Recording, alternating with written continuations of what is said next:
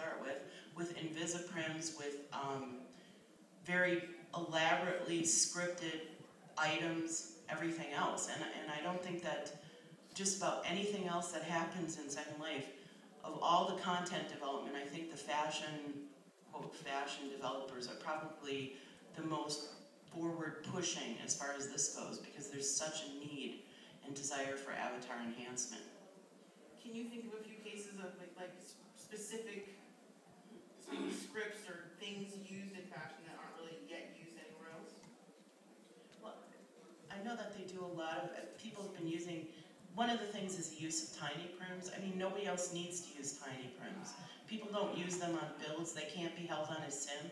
But if you see something like, well, what Random Calliope was doing for the longest time was torturing these little tiny prims and making them into jewels for avatars. I mean, it's pretty astounding what he was able to do just with SL tools on top of it. He never used scripts, he never used anything else. He just used the inherent tools in the program.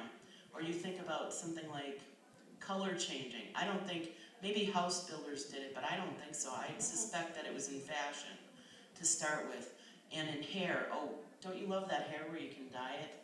I'm not seeing that. Oh, I love the hair that you can buy and then you hit a script and you dye the hair and you don't have to like pick the color at the store, you can pick it as you need it.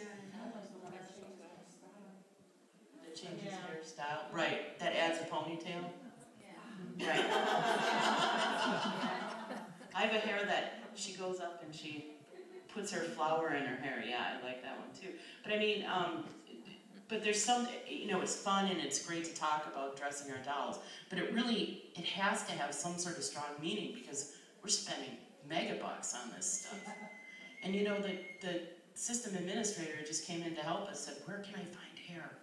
You know?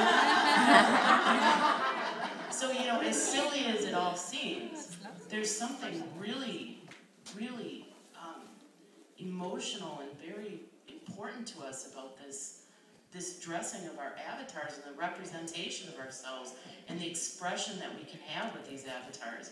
And I think that's what's really driven the sort of innovations that have happened in Second Life, some of them. So my